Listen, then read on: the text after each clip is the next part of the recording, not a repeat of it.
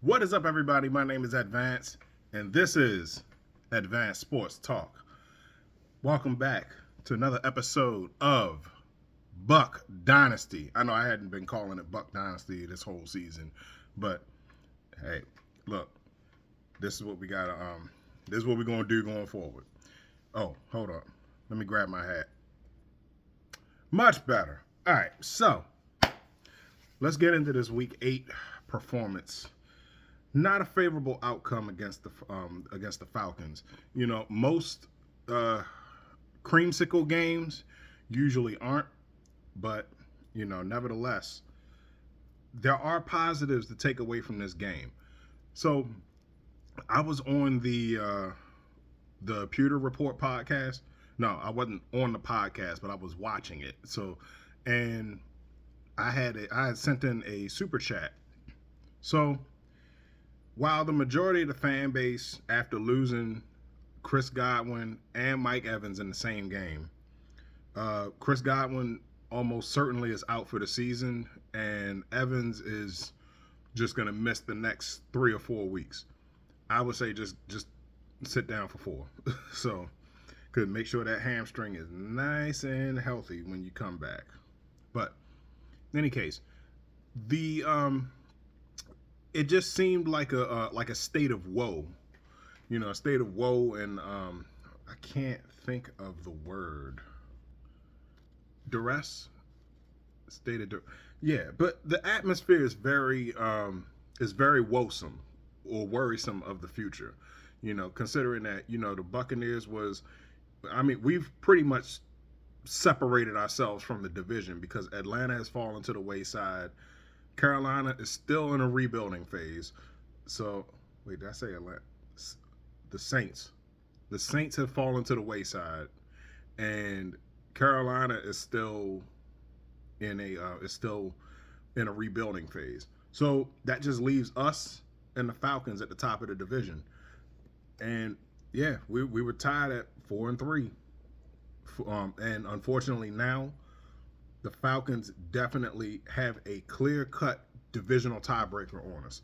So, the only chance for us to make, well, I'm not going to say it's the only chance. That eliminates one chance for us to get into the playoffs over the Falcons. So now, we got to beat them outright or have a better conference record. No, division comes first before conference. So, we just got to beat them outright, So, yeah, and that's not, yeah. Looking at our lineup, well, I know that we got the Chiefs coming up next. I know we can beat the Chiefs. So, but in any case, that's neither here nor there. But so in any case, I digressed hard as a motherfucker. But what I was saying on the Pewter Report podcast was that the attitude was very it was woesome, So I put a super chat in that said we have enough depth at receiver because we got rookies and we have some third receivers that have definitely shown out in recent years. Trey Palmer being one of them. But I said we have enough depth at receiver to hold off until Mike Evans is ready. Because that's the one thing that I can say about our offense the last few years is that our depth at receiver has always been great. It has been manageable, So I said we have enough depth at receiver to hold off until Mike Evans comes back. We have a rediscovered tight end in Cade Otton, 3 running backs that can catch, and a defense that generates turnovers. Now, that Brady era, Super Bowl era defense that we had, all right, we gotta come to terms with that we don't got that no more. But what we do have is if we need a stop or a turnover, our defense is going to get it for us. They pretty much did it the last 3 games. They did it against the Ravens. They did it against Um, yeah, they did it against New Orleans. I'm gonna have to go back and recheck these, but no, in the last few games, the defense have come up with key stops or key turnovers that pretty much stop drives in its tracks. And that was a case where it's like we were in a bad position on our way to a worse position, but our defense stopped it.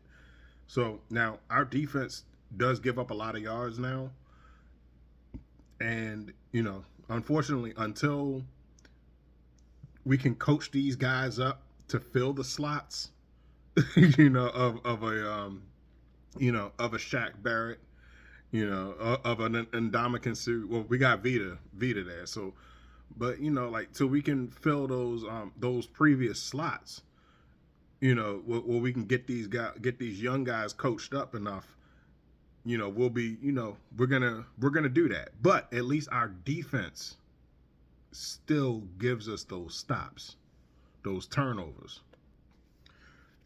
Nah, but look at this though. Yeah, so I said, in the last Falcons video, I said Kirk Cousins ain't throwing for no 500 yards every game, and this year this week he did barely half of that, just over half of that. 23 for 29, 274 yards, 4 touchdowns. Baker Mayfield was 37 for 50 for 330 yards. I understand the majority of that was us trying to catch up, but he's throwing the ball too much. And when you throw the ball too much, yeah, you get a high chance of getting the touchdowns, but also higher chances of interceptions. And the interceptions have reared their ugly heads this week. These past few weeks. So he had three in the Saints game. He had 2 last week against Baltimore, and then he had 2 this week against the Falcons. So yeah. All right, so getting into the stats. So Cade Otton had 9 receptions for 81 yards and 2 touchdowns. I'm sure National Tight End Day didn't have nothing to do with that. Yeah, so Bucky Irvin, 7 for 41. These are the receiving records. But White had 5 for 38 and 1 touchdown. Lending to that thing that I said about having running backs that can catch. So our passing game, Mike Evans and Chris Godwin was a definite heavy blow, but our passing game hasn't suffered. We can hold. No, it suffered, but we can hold off until they come back, and then we can make a push until Mike Evans comes back at least, and then we can make a final push at the end of the season, get him his 1,000 yards so he can break Jerry Rice's record. Let's see. Oh, a new name that popped up. This was his season debut.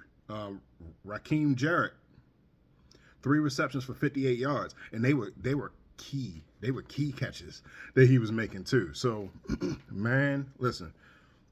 So we lost one receiver for the season. We lost another receiver to injured reserve, and then we got a receiver back that shows out in his debut. So, yeah. Yeah, we good. All right, and listen, and I know last week I had lost my patience with Jalen McMillan because, yeah, at the end of the second quarter, I was done with him. I was like, yo, pack him up, get him the fuck up out of here. But I gotta learn. I gotta allow rookies to have grace, and I gotta give them grace, and I gotta give them space to develop. And man, he redeemed himself this game. He had 4 receptions for 35 yards, 1 rush for 17 yards. Baker had a very good, very well executed reverse play. So yeah, end of the game came down to a Hail Mary, and unfortunately we didn't have the luck of the Commanders. So yeah, our guy caught it, but it was out of bounds. And yeah, so in any case, positives, 5-point game. We came back. Imagine if Baker had didn't throw any interceptions, because both interceptions was thrown in Falcons territory. So we could have scored. We could have came back. We'd be in first place right now. But despite that, I still think that we're in a good position because we're second in the hunt, in the wild card hunt. So we're not out of it yet. We can still get in.